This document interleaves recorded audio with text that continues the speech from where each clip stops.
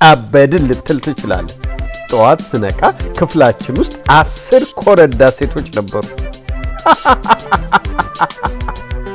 $8,000 ትኬት መሆኑን ስታውቅ ሁሉ ነገር ትረሳለህ።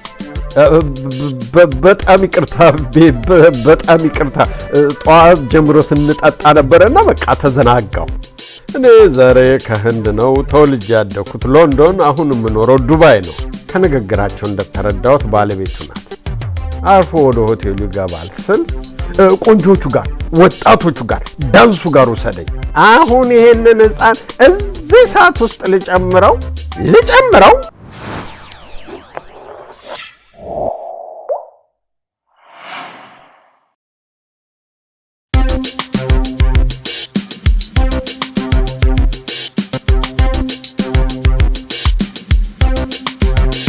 የኢንቪዲያ ኮንፈረንስና ሳምንቱ። በዚህ ባሳለፍነው ሳምንት ከተማችን ውስጥ ትልቅ የቴክኖሎጂ ኮንፈረንስ ተዘጋጅቶ ነበር። አዘጋጁ ደግሞ በኤአይ በኩል ግንባር ቀደም ሆኖ የመጣው ኢንቪዲያ ካምፓኒ ነው። ኢንቪዲያ ቀደም ባለው ጊዜ የኮምፒውተር ቺፕሶችን በመስራት የሚታወቅ ሲሆን አሁን ደግሞ ከአርቲፊሻል ኢንተለጀንስ ጋር በተያያዘ ሁኔታ ዘመኑን እየዋጀ ይገኛል። በነገራችን ላይ የኢኮኖሚ ማደግም ሆነ መናወጥን እንዲሁም መደመምን የፈለገ ሰሞኑን ኢንቪዲያ በከተማችን ሳኖዜ ላይ የፈጠረውን ሁኔታ መታዘብ በቂ ይሆናል።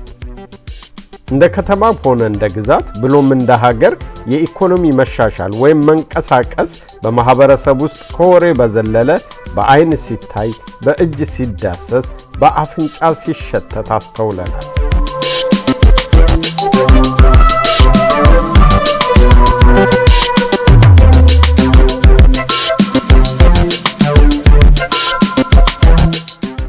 ኢንቪዲያ ባዘጋጀው ታላቅ ኮንፈረንስ ከ42,000 በላይ የሆኑ ተሳታፊዎች በቀጥታ ብቻ ከመላው ዓለም በመሰባሰብ እንደተገኙበት ዘገባው ጠቁመዋል።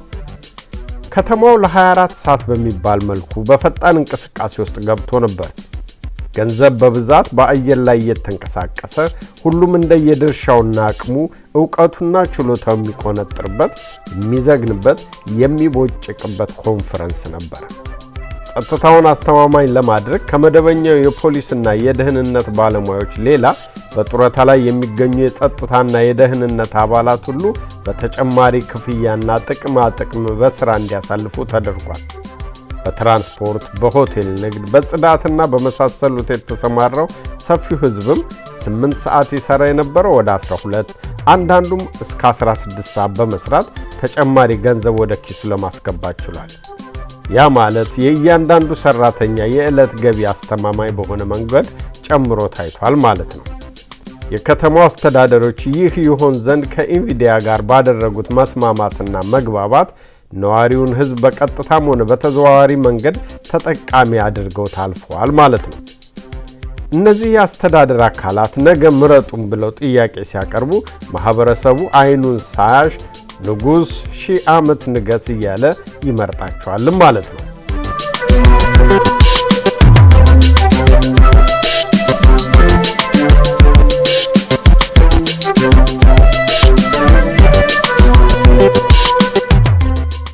ነገር አነሳውና ወደ ኢኮኖሚ ጉዳይ ገባሁ እንጂ ላጫውታችሁ የፈለኩት ሌላውን ትዝብቴን ነው።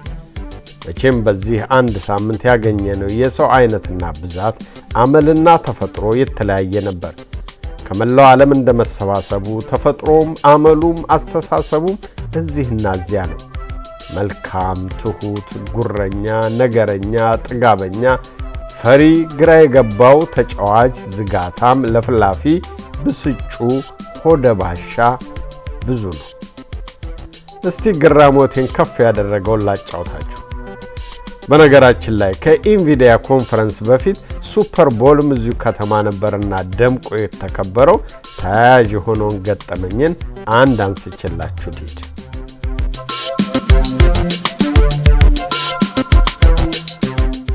አንድ በሱፐር ቦል ቀን አጭር ነው፣ በጣም አጭር፣ ልቡ ግን ተራራ፣ ወሬኛ፣ ለፍላፊ እዚሁ አሜሪካ ሀገር ግን ከሌላ ግዛት እንደመጣ ነገረኝ። በውስጡ የተፈጠረው ደስታ አጥወልውሎ ሊደፋው ትንሽ ነው የቀረው። በላይ በላይ ይተነፍሳል፣ በላይ በላይ ይለፈልፋል፣ በላይ ይቃትታል። ደግሞ ሲያወራ ምራቁ ሁሉ ይረጫጫል። ብቻ ተዘበራርቋል። ትናንት ልደቴ ነበር። እንኳን ተወለድ። አመሰግናለሁ። እኔና ጓደኛ የሆነ ልደቴን አከበርኩ አለ። የወንድ ጓደኛው መሆኑ ነው። የት እንደወደቅን እንኳን አላወቅንም። ትናንት ጠዋት መጠጣት የጀመርን ቀኑን ውለንበት ሌሊቱ ተጋመሰ። አበድን ልትል ትችላለህ። ጠዋት ስነቃ ክፍላችን ውስጥ 10 ኮረዳ ሴቶች ነበሩ። ኃይለኛ ሳቅ አስከተለ። 10! እኔና ጓደኛዬ ብቻ እኮ ነው ወንዶች። አይገርምም አለኝ አድናቆቴን እየጠበቀ። ኧረ ሰብሰብ በል ሰውዬ፣ ቤተ ክርስቲያኔ ጦም አውጃለች። ኃጢአትን ለራስ ያዘው። በሆዴ ነው ታዲያ፣ በአንደበቴ ግን በጣም ይገርማል አልኩት። በእርግጥም ደንቆኛል። እኔ አልጋ ላይ 2 ሴቶች ነበሩ፣ 8ቱ ደግሞ እሱ ጋር ናቸው። በምራቅ ተፈተፈ ሳቅ አስከተለ። ጠዋት ስባንን እኮ ነው ያወቅኩት። ታሪካዊ ልደት አከባበር ነበር። ዝም ብዬ ከመስማት ውጭ ልሰጠው የምችለው አስተያየት አልነበረም። ያው የብድ ሀገር ነው ያለነውና ከብዶች ውስጥ አንዱን በቅርበት መከታተልን እያሰብኩ ቆየሁ። ብዙም ሳይቆይ ስልኩን አየና ገርፍሬንድ ደውላ ነበር አለ ከዚያው የደስታ ስሜት ሳይወጣ። ትናንት አብረን ልናሳልፍ ነበር ቀጠሯችን። ልደቴን እያከበረን ስትዘገይ ጊዜ እኔ ከጓደኛዬ ጋር ትተናት ሄድን። አንዳንዴ ያስፈልጋል አይደለ አለና ጥያቄ ይሁን አስተያየት ያለየ ነገር ወርወር አደረገ። ለነገሩ መልስ ለመስጠት ብፈልግ እንኳን ለማዳመጫ የሚሆን ጆሮ አልነበረውምና ቀጠለ። እኔ በቂ ደስታ አግኝቻለሁ። ማድረግ የምችለው እናቴ ለሱፐር ቦል ቆንጆ ቦታ $8000 ትኬት ቆርጣልኛለች። እሱን ለገር ፍሬንዴ ሰጣታለሁ። ለራሱ ሳቀ። $8000 ትኬት መሆኑን ስታውቅ ሁሉ ነገር ትረሳለች። እኔ ድክም ስላለኝ ተኝቼ ነው የማሳልፈው።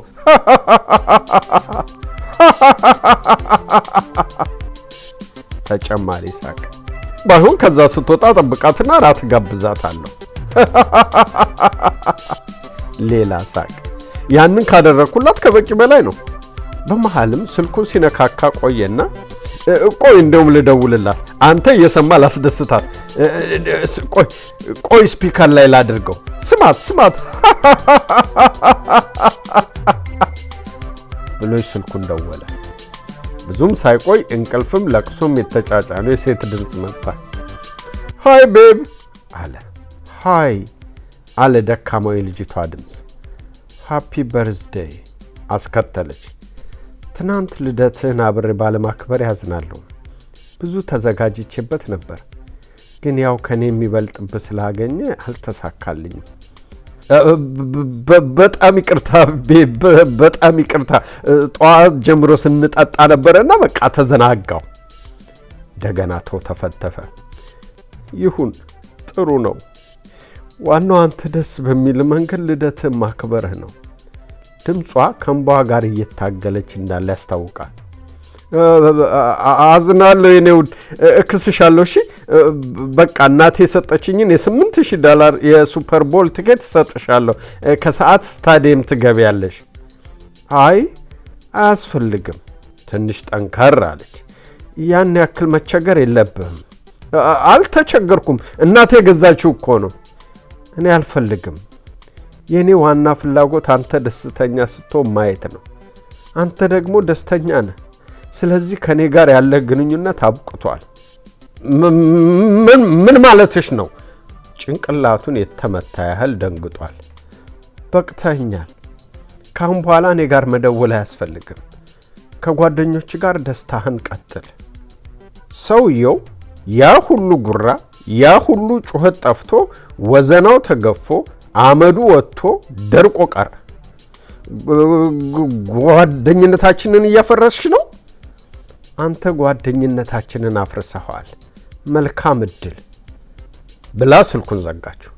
ቀና ብሎ እኔንም ማየት አፈረ ወይም አስጠላው። ምን አባክ ታፈጣለ አለ ማለቱም እግዚአብሔር ይስጠው። ብቻ ያላሰበው ዱላ ወረደበት። የአንድ ቀን እብደቱ ትልቁን ነገር ናደበት። ጀርባው በዱላ የተቀጠቀጠ ይመስል ለመሬት ቅርብ ድረስ ጎብጦ ተለይቶኝ ሄደ። አመጣጡና አካሄዱን ላየ ሕይወትን በስንት መልኩ በታዘባት።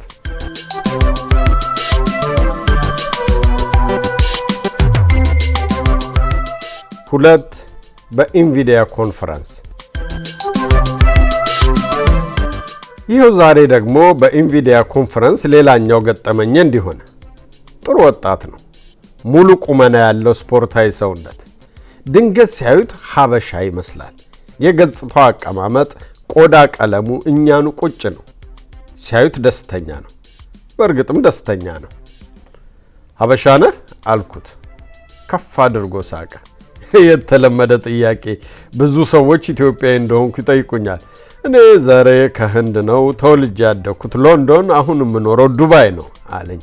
እንደ ዱባይ ፈክቶ፣ ከጦርነቱ በፊት እንደነበረችው ዱባይ ማለቴ ነው።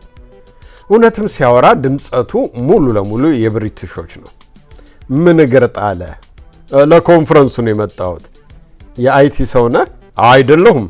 እኔ ሌላ የራሴ ቢዝነስ ላይ ነው የምሰራው፣ ግን ለካምፓኒያችን አስፈላጊ ስለሆነ የሚሉትን ለመስማት ነው የተገኘሁት። ብዙ ጊዜ ወደ ሳን ፍራንሲስኮ መጥቻለሁ። በአሁኑ ጊዜ ግን በጣም ደስተኛ ነኝ አለ። ደስታው ከውስጡ ወጥቶ በላዩ ላይ ሲፈስ እያቁነጠነጠው። መልካም ቆይታ። ትንሽ የከተማችን ፀሐይ ጠንከር ብላለች እንጂ ሁሉም ነገር አሸወይና ነው አልኩት። ሙቀቱ አያሳስበኝም። ይሄ ለእኔ በጣም የተመቸ አየር ነው። ሴቶቹ የት ነው የሚገኙት አለኝ ፋታም ሳይሰጠኝ። የቶቹ ሴቶች? ቆነጃጅቶቹ ናቸዋ፣ ወጣቶቹ። ምን ዘንድሮ ሀገር ምድሩ በቆንጆ የተሞላ ነው አልኩት መልስ ስለጠፋኝ። ኖ አለ በሳቅ ውስጥ። ኖ ምሽቱን የሙዚቃ ዝግጅት ዳንስ የተዘጋጀበት ቦታ የለም አለ። እዚህ አልኩና ጠቃቀስኩለት። በቃ እዚያ መሄድ እፈልጋለሁ፣ ቅርብ ቦታ ያለው ጋር እያለ ተቅለበለበ። ይህ ሰውዬ ለኮንፈረንሱ ነው የመጣው ወይስ ሌላ ዓላማ አለው? አፍሪካ ውስጥ ባለስልጣናት ኤችአይቪን ለማጥፋት ስብሰባ ይቀመጡና አባብሰውት ይለያያሉ የሚባል ሐሜት መስማቴን አስታውሳለሁ። ብዙም ሳይቆይ ደውሎ ይሆን ተደውሎለት ባላውቅም በስልክ መስመር ውስጥ ማዋራት ጀመረ። ሃይ ቤብ እንደምን ዋልሽ በማለት በቪዲዮ ጨዋታውን ቀጠለ። ሴቷም በቤት ውስጥ ስራ የተጠመደ ትመስላለች። ከንግግራቸው እንደተረዳሁት ባለቤቱ ናት። ቀኑ በጣም ጥሩ ነበር፣ ስሮጥ ነው ያልኩት፣ ድክም ብሎኛል አላት። በቃ ረፍት አድርግ፣ መሽቷል አይደል? አዎ መሽቷል። አሁኑኑ ሻወር ወስጄ አልጋዬ ላይ ነው የምወድቀው። ጠዋት ነው የምደውልልሽ። እሺ እኔ ፍቅር፣ መልካም እንቅልፍ። ተኛ፣ በቃ ተኛ፣ ጠዋት እናወራለን። ተለያዩ። እሷም ብዙ አብራው ለመቆየት ያሰበች አትመስልም። እኔም ተመስገን። ባለቤቱ ድንገት መታ የተንቀለቀለ ስሜቱን አረገበችው። አርፎ ወደ ሆቴሉ ይገባል ስል ቆንጆቹ ጋር፣ ወጣቶቹ ጋር፣ ዳንሱ ጋር ውሰደኝ እያለ ወደ ቀደመው ፍላጎቱ ተመለሰ። እውነት ለመናገር የነበረው የባህሪ ለውጥ የትዝብት ሳቅ ፈጥሮብኝ ነበር። ትዳር አልኩና ባለቤቱን አሰብኳት። በምን አይነት ውጥረት ውስጥ ትሆን ይሆን? ልጆች ይኖሯቸዋል? ብቸኛ ነች? ትናፍቀዋለች ወይስ እሰይ ሄደልኝ የምትል ናት? በልግባና ተኛ ካለች በኋላ የራሷ ዓለም ይኖራት ይሆን ብዬም አስቤያለሁ። ዓለም ዝብርቅርቅ ነች። የአለቃ ገብረሃና ቀልድ ታወሰኝ። አለቃ ባለቤታቸው ሕፃን ልጃቸውን እንዲጠብቁ ነግረው ከቤት ሲወጡ ከጎረቤት ያሉት ሴት ደግሞ የማዘንጊያን መውጣት አስተውለው ልጃቸውን ይዘው ቤት ይመጣሉ። ሁለቱን ሕፃናት ጎን ለጎን አስተኝተው የራሳቸውን ጨዋታ እየተጨዋወቱ እያለ ድንገት ወይዘሮ ማዘንጊያ ወደ ቤት ይመለሳሉ። ጎረቤትየዋም ተደናግጠው የራሳቸውን ትተው የማዘንጊያን ሕፃን ታቅፈው ሾልከው ይወጣሉ። ማዘንጊያም ቤት ሲደርሱ ነገሩን ይረዱና ሕፃኑን አንስተው አንተ ባለጌ፣ አንተ ስድ፣ አሁን ይሄንን ሕፃን እዚህ ሰዓት ውስጥ ልጨምረው ሲሉ አለቃም የሞት ሞታቸውን ማዘንጊያ እዚያም ቤት እሳት አለ አሉ ይባላል። ስንክድ መካድ፣ ስንገፋ መገፋት ይመጣል ነው ነገሩ። ይነጋል፣ ይመሻል። ደግሞ እንታዘባለን። በወዳጅነታችንን ሰንብት።